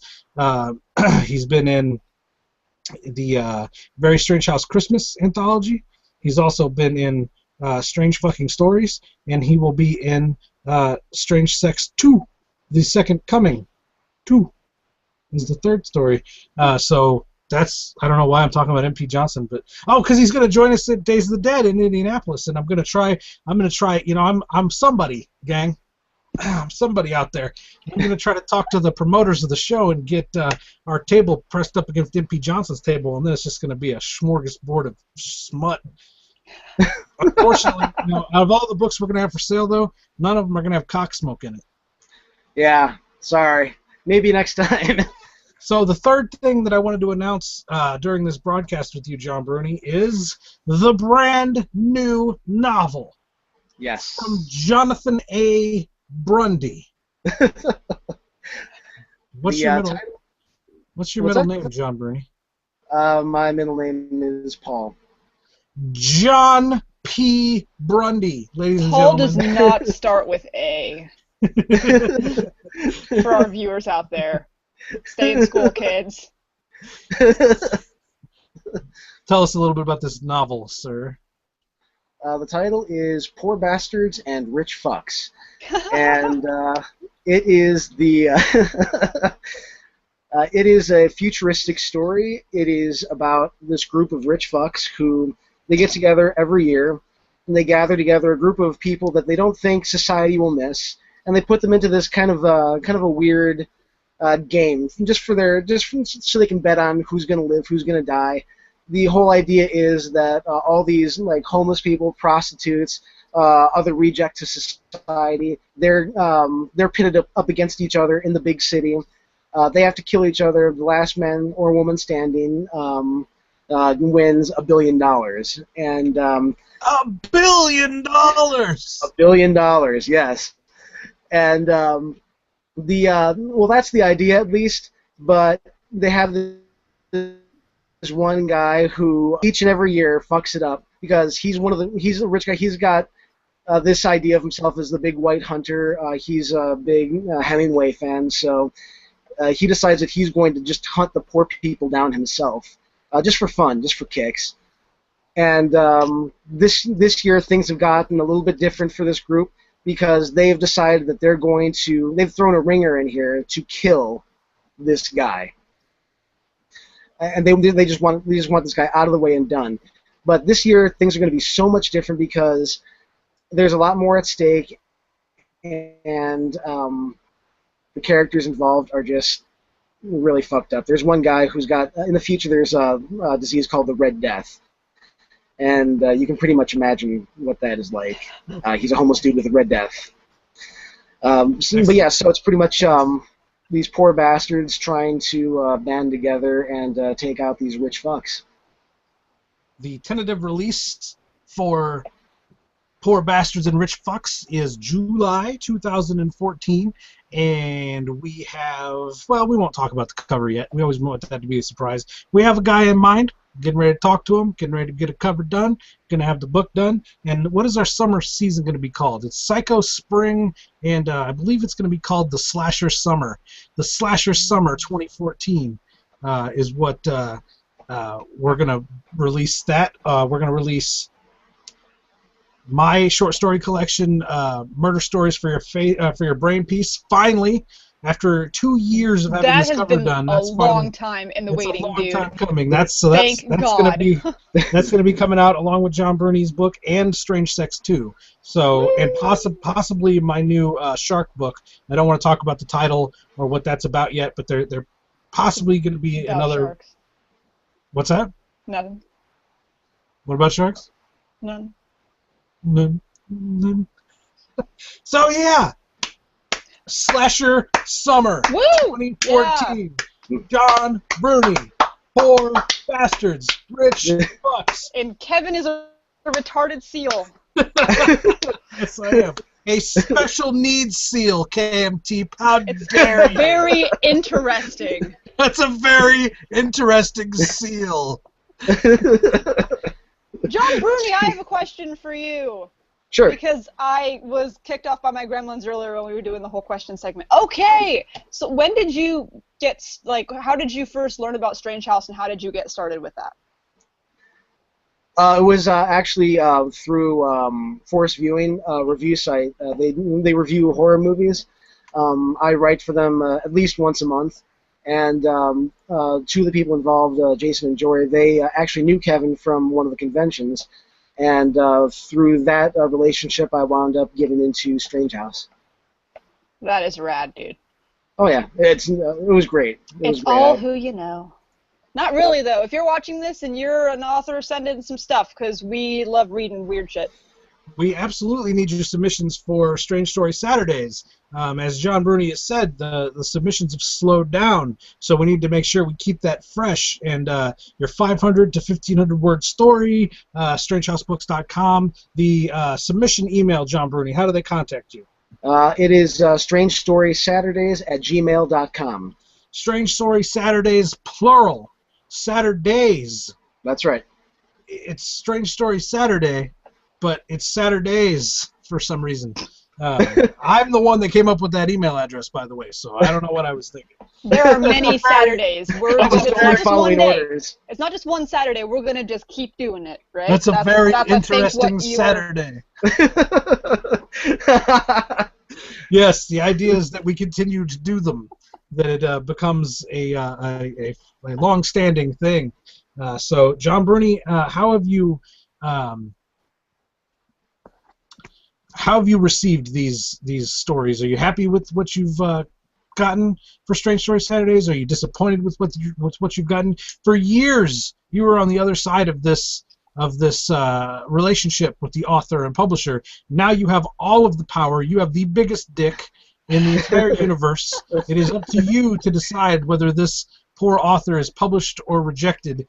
Are you happy with the material that you're getting, or do you think people need to try a little harder, be a little weirder, be a little more like Cocksmoke, or be a little more interesting?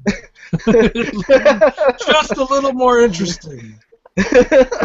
I'm actually very happy with what I've gotten so far. I used to edit this magazine called Tabard Inn, Tales of Questionable Taste, and in that time, I never, ever, ever found myself in a position where I had more accepted stories than rejected ones. And for SSS, I do have more accepted stories than rejected ones. SSS makes it sound like we're Nazis. Hey gang, Kevin Strange here. Do you have white supremacist stories? Do you hate black people? Well, send your stories into SSS, and we'll be sure to get them out there to the world. Strange House. Strange House. There's a special circle of hell reserved for us, I'm pretty sure. They have like name cards at the table, just waiting to go. Just waiting for us. Waiting to go. But yeah, the only thing I'm disappointed in is that we're not receiving a lot of submissions, and I want to receive a lot more submissions. Definitely. So keep those submissions coming, gang. Let's do this. We're not competing with Flash Fiction Friday or anything. There's not already a long-standing tradition of sending Flash Fiction pieces to a Bizarro publisher or anything. Don't worry about all that. Just send us your stories. The retarded seal needs stories. Sorry, the special needs seal needs stories. What happened to Sean and Katie? I don't want to know particularly. Are they on the chat still? Let me see. No. Sean's internet probably went down.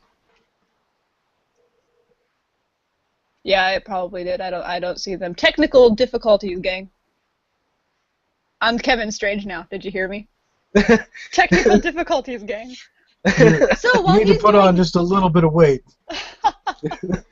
Like take a Where pillow. are you at? So while Kevin is doing that, How What? do you find inspiration in your stories, John? What's wrong?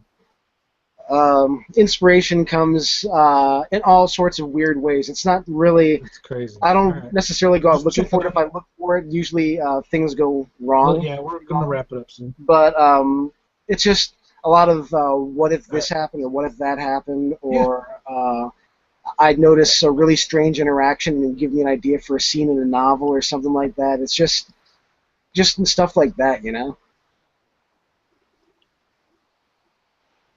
True that, man. I don't What's know. going on? Kevin's like doesn't know what the hell. Sean, We're talking about inspiration. Oh. For weird fucked upness. I get my inspiration from KMT stories. I don't know whether to be really flattered or really pissed off that you just said that. Anyway. No, so what's going on? What's going on with Sean? Are they having technical difficulty? I have gremlins too. My gremlins transferred. I don't know, but you're looking particularly hot tonight, KMT. Just thought I'd let you know that My we might have boyfriend's not to. here to defend me, so We- don't you go there. We might have to do some one-on-one Skyping later on tonight if you keep Keep your looking like pants that. on, dude. Calm it down. Calm it down and keep your He pants might not on. have pants on. We can only see him from the waist up. True. That is a good point.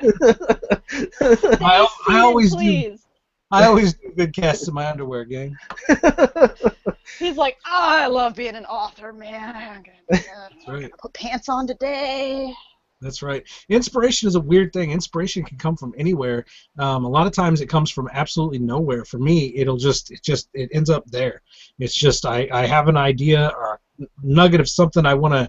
Maybe it's held over from a previous novel where I was trying to work an idea into a story and it just didn't work and I left it alone, but it's still simmering in there somewhere and it'll just bloop right out on the table. And the story that I'm currently working on, the novel that I'm currently working on, my shark novel, it's one of my friends on Facebook was a sex cam model and invited everybody to watch her page one night. And I was like, she's a sex cam model. I'll look at her tits. That's fine. Clickety click click clack. And here I am on this whole nother universe, this weird place of sexual webcams and the ideas of bartering for sex acts with tokens and different ways to get dudes to give tokens to the, it's a mixture of couples and guys and girls, and they're all ages, shapes, sizes, colors. It's, no, it's not what you would imagine it being, like just a bunch of like big fake titty blondes, on there diddling themselves, for cash. It's really, I found that the webcams that get the most viewers are just really interesting people, really interesting personalities. It doesn't necessarily matter if they have the hey, Sean Ferrari's back, ladies and gentlemen. It doesn't really matter if Never you have the best. It doesn't matter if you have the best body in the world. If you're interesting, people are in there and they're giving money to these people. And so I'm in this whole world. I'm just like every night I'm just like I need to look at more webcams, and I'm not even buying tokens. I'm not even masturbating. I'm just people watching. I'm just in here going, this is interesting. Look what's going on in this chat room. I need to watch some more. And oh, hello. Hey, what's going on, guys? Hey, there we go. Hey, all I Welcome see back. is Kev. Oh, there's Teep. It's like slowly starting to load up little by little. It keeps like crashing on me and then trying to send like crash reports and shit like that. I gave you my gremlins. I'm sorry. It's always something with Sean Thanks, Ferrari, Dick. ladies and gentlemen. Yeah. I'm really fucking this up. Yeah, it's not my fault at all. Nothing. No part of it. Katie's like, I didn't touch it.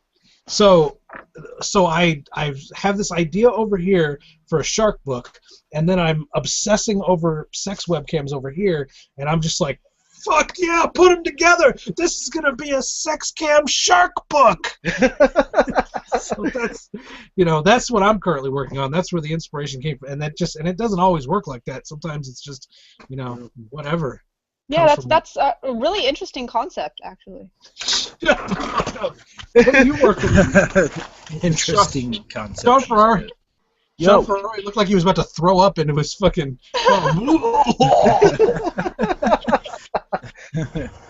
Well, if you don't quit fucking talking about yourself, then I just might. You know, I've done a lot of talking about myself tonight, and it's definitely you can tell because we have 0 viewers on our. Good. Yeah, we have 0 people paying any attention to this at this point. Oh, so that's really sad. No, we get a lot. Most of our viewers don't. You know, most of our viewers aren't going to spend their. Okay. Who was talking? I was very disappointed for a second. Who was talking? What he was. Anyway, so most of our viewers aren't going to sit here at 10 o'clock at night on a weeknight and listen to us talk, but they come, you know, for the next week, we'll accumulate views, and we get a lot of views on this thing after it already airs. So don't worry about the lack of live viewers. That's not a big deal to me. It's whether we accumulate viewers over time that I'm looking for. But so we're pretty much on the last legs of this, John Bruni. Is there anything else you want to add? Not particularly. I'm just looking forward to seeing the new book come out. I'm looking forward to being in Strange Sex 2. I love the first Strange Sex. Just Let's give it up for Strange Sex, ladies and gentlemen. All right. I got to do the sign language clap because I'm holding my phone with one hand.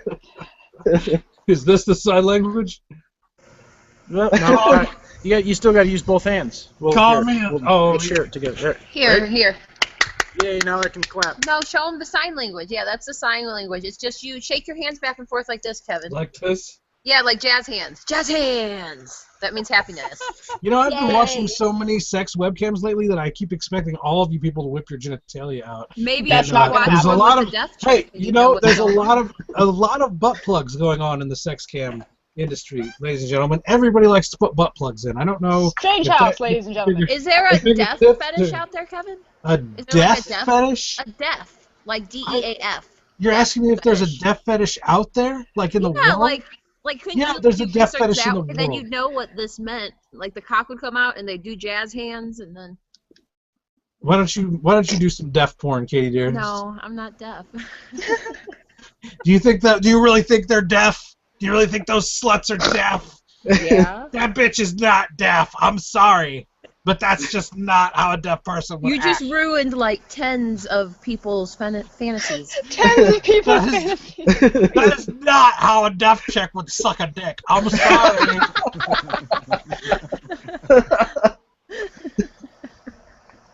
What's going on? Is there anybody in the chat room, Sean Ferrari? You don't know. I don't You're know, on my your phone. computer's I do. I am on the chat room. No, there is not. Nobody in there. We I have mean- any other questions from the chat room?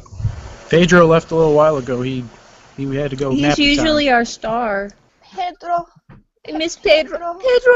Prinza. Provenza. Pedro. Pedro. Pedro Provenza is a deaf cocksucker. He He's will not see that really tomorrow. deaf. I know he's not really deaf. Do The you? way he sucks How his do you cock. know? How do you know, Katie dearest? Have you been talking to Pedro Provenza? No, I'm going out of the frame. Out of the frame. Out of Frame's the frame. fucking following you. Have you been talking on the phone with Pedro Provenza? Does he really sound like Anderson Silva? He wanted to be a part of our anniversary, so he called us on the phone and we sat it up, but we didn't have a beach chair for it, so he just fell over a bunch. See? He got to watch you need fuck? a beach chair? Are you saying Pedro Provenza got to watch you fuck and I didn't? No, he got to watch us eat Toscanos. What is that? Is that some form of They fucking? shaved meat for us, Kevin. You would have loved They it. And kind of shaved. meat You wanted. shaved Sean's meat in front of Pedro Brazilian meat Provenza shaving. and not me. That's another fetish for tens. This is pretty much degenerated down into absolutely nothing. Absolutely nothing. I'm So- something. Such is our lives. John Bruni. What's Yes. left, John Bruni? What could we possibly talk about? We've talked about quite a bit tonight. I think we've covered all the bases. New book out. book. New Strange Sex 2. We have Strange Story Saturdays, which I want more submissions for, please. Anybody Absolutely. out there? Absolutely, Please? for sure. You know, I didn't have on the submissions page on strangehousebooks.com. I still had it say submit. It still said submissions were closed, and I just recently posted the link to where people can see that the Strange Story Saturdays is open, and we've been getting a lot of hits on there lately. So hopefully in the next week that'll pick back up for you. What in the fuck is going on with your webcam, Sean Ferrari? What do you mean? It sounds like the fucking wind is blowing all over. Well, the wind is Well, that is, blowing. we're outside. You guys are fucking standing in a fucking storm trying to talk of this thing. It's always something with you, Sean Ferrari. It's not storming anymore, man. No, the storms are supposed to happen at 11 or at it's 11:50. The storms are supposed to happen at 3 a.m. Man, we were chilling outside with the tiki torches and shit. Why you gotta fuck it up? I want to get Teep and Katie Dearest on webcam together naked.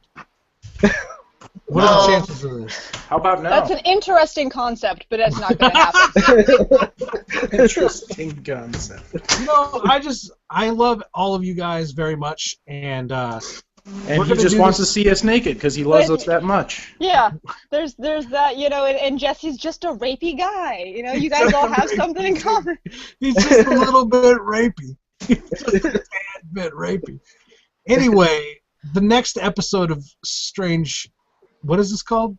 Strange the world. Oh my God, Kevin. The next episode, we kind of did a quick turnaround, and we did 2 and 3, close together because 1 and 2 were relatively far apart. But we're gonna take a few weeks off while we finish reading the Strange Sex 2 submissions, and once we have all of our stories selected, we're going to do a special edition of Strange the World where we're going to get as many of the authors together on cam as possible. That will be a clusterfuck. We're going to have a My free-for-all. words exactly. A 2-hour free-for-all with all of the authors of Strange Sex talking about their stories, talking about themselves, plugging their projects, and we can get up to 10 cams going at one time. So we might have to switch a couple people out. We might not. We'll just, it depends on who wants to participate.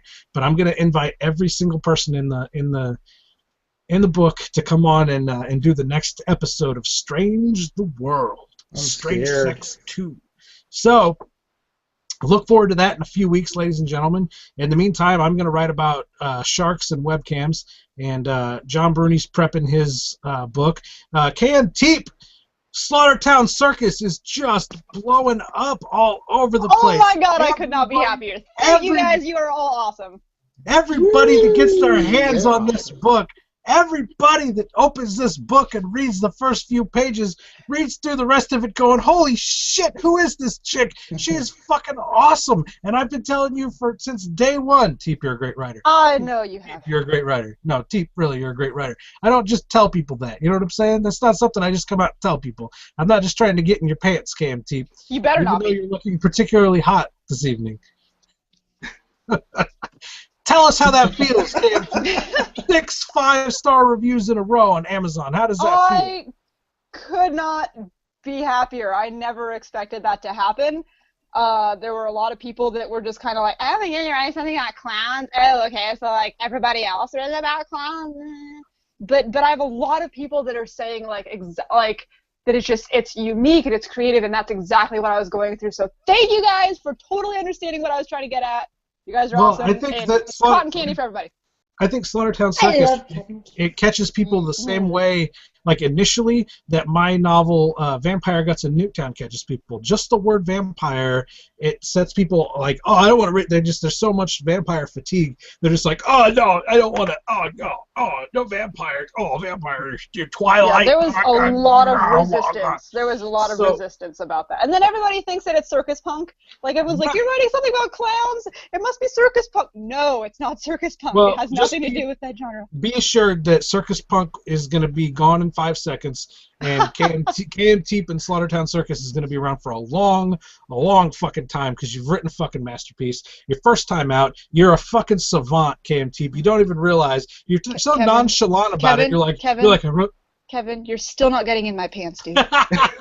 You're like, yeah, I wrote a novel. I went ahead and wrote a novel. Do you know how many people constantly I'll be like, I've told the story many times about rejecting this character from Strange Fucking Stories that wrote a book called, or wrote a short story called Ego Man. Well, I recently got back in contact with him. The story goes, I rejected it. He didn't hear anything from me for a couple weeks because I got busy. I contacted him back and said, hey, I rejected that story because I want you to write it as a novel. I think it would make a better novel than a short story. And he could have, every once in a while we reject somebody and they go on the internet, yeah, fuck Strange House, and this book will find a better home, nah, nah, nah. Well, this guy had 2 weeks to do that. If this guy was going to run our name into the ground, he had, he had no reason to think he was ever going to hear from me again. Well, he did hear from me again. I asked him to write the whole thing. He said cool. It was a cool, inspirational story. I got back in contact with him recently and was like, hey, what's up with the book? And he's like, hey, I haven't written on it in a few months. I kind of put it on the back burner. And that's what happens, Teep. Is that what he sounded like too? It sounds like this in my head because he didn't finish the book. If he finishes the book, I'll give him a different voice. But for now, this is what he sounds like. But when I talked to you about it, I was like, this is how he sounds. I was gonna say, God, I need to know what I sounded like before you.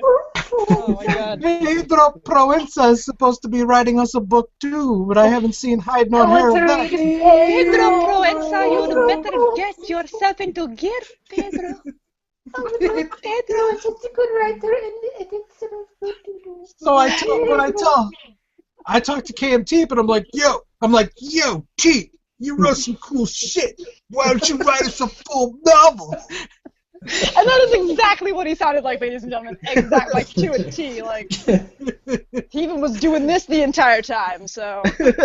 And a few months later, KMT, she sends me the novel, and it's done, and it's fucking beautiful. And that's just uncommon, is what I'm trying to say. It's uncommon. I think that you got a lot of talent, KMT, and you don't really understand just how unique that is. How dare you be modest, Teep, is what he's trying to say. You can't be anymore. Flash? Stop it. Stop it. Bad. I'm sorry. Okay? I'm out of here. I'm fucking I gotta turn my fans on and my air conditioner on. It's hot as fuck in this fucking room. My bandana's fucking glowing, Kevin. This moment, he needs to vacuum up his cat hair. I need to vacuum all this moment to say, okay, Kevin has been asking me and you, Katie, to take our clothes off like for the past like hour and a half. And he's sitting there like with 2-3 shirts on. I don't know how many clothes he has on. In a bandana. Sweatpants. He's like, we can't even see his shiny, beautiful forehead. Listen, when you're a fat dude, you gotta layer up. Am I right, Sean? He's not layered. I got 2 shirts on. He's got 2 shirts on. That's for work. Layered. He doesn't usually wear 2 shirts. And I've got the headband because I'm bald, guys. I don't have any hair. I don't either. Look at that. Yeah, Sean's proud about his not hair. Yeah. Take it off, Kevin. This is what Kevin, take your shirt off. Oh my God! Oh, put it back on. Put it back on. Put it back on. If you're gonna take your glare off, Kevin, you gotta take your shirt off too. Just whip it off, man. The glare off his head has Poor Bruni's sitting here like, what am I getting into? This is what it's come to. Look at me. Look at me. Tell me I'm pretty. Oh my God! I'm sick in my mouth. Please tell me that's the O face. We're done, guys. For 2 hours. Thank you very much, John Bruni. Thank you, KMT, for joining us. Slaughterhouse Tales of Questionable Taste, Poor Bastards and Rich Fucks. Sean Ferrari, the editor of all of it, the mastermind that keeps all this fucking thing going. All right. We'll see you all next time. We'll see you next time. Strange the world. Death Porn. Strange the world. Strange the world. Strange the world. Fuckers. Strange the world. Strange the world. Strange the world. Strange the fucking world. Strange the world. Strange the world. Strange the world. Strange the world. Ah.